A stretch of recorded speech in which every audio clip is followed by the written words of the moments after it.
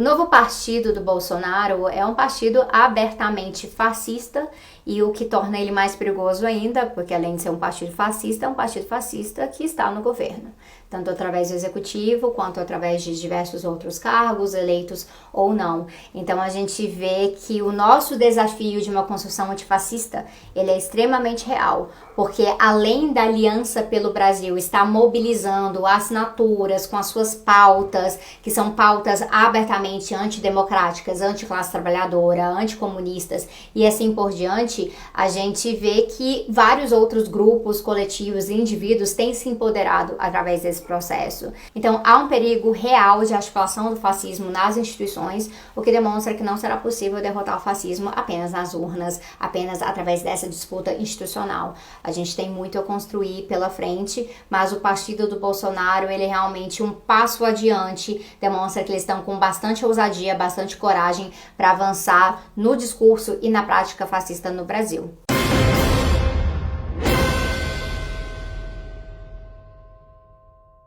Muita gente está colocando que a economia brasileira vai se recuperar, está numa franca recuperação em 2019 e entraria em 2020 bombando.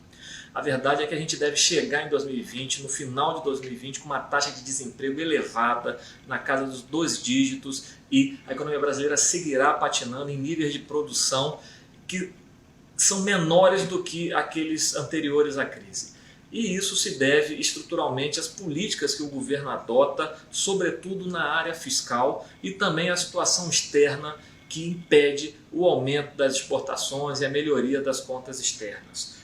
O governo prevê um investimento muito baixo para 2020, na casa dos 20 bilhões, é alguma coisa como 1/3 do que era feito em 2014, por exemplo, e por outro lado, com um elevado desemprego, o consumo das famílias não consegue se recuperar.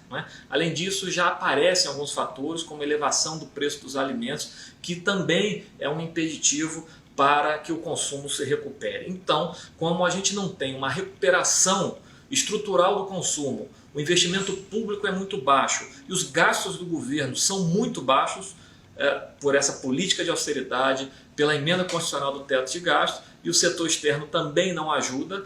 Portanto, nós não teremos uma recuperação econômica que possa criar uma dinâmica forte de emprego e aumento da renda dos trabalhadores. A reforma da Previdência do governo Bolsonaro estabeleceu idade mínima de aposentadoria de 62 anos para mulheres e 65 anos para homens, desde que tenham contribuído por 40 anos. Para quem já está no sistema, foram criadas regras de transição. Ontem elas já sofreram modificações e, como esperado, são desfavoráveis aos trabalhadores. Entre as mudanças, a regra de pontos aumentou. Passou de 86,96 para 87,97. Ou seja, somando a idade mais o tempo de contribuição, a mulher precisa alcançar 87 pontos e o homem 97. No caso do homem, ele precisa ter no mínimo 35 anos de tempo de contribuição e para que ele atinja, para que ele chegue até os 97, ele precisa ter 62 anos. Esse é um exemplo. Claro que pode ter as gradações aí. Então, se ele tiver 36 anos, 61 anos e por aí vai. Então, e a cada ano sobe um ponto, A cada ano aumenta um ponto até o limite da regra chegar a 100, 105. Então, veja que essa regra de transição ela vai perdurar mais ou menos de 13 a 14 anos. Isso é importante ressaltar. As mudanças que passaram a valer ontem prejudicam as mulheres que pretendiam se aposentar por idade aos 60 anos e para quem quer receber o benefício por tempo de contribuição. Nos 2 casos, aumentou em 6 meses o tempo de trabalho.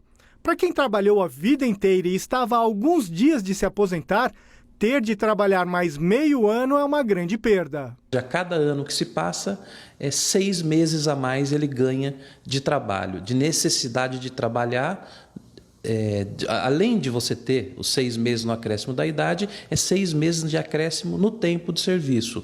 Então, o trabalhador, a cada ano, fica mais distante de sua aposentadoria. É uma reforma muito ruim do ponto de vista de cálculo do benefício, porque certamente ela reduzirá bastante a expectativa que as pessoas tinham de ter uma aposentadoria mais tranquila.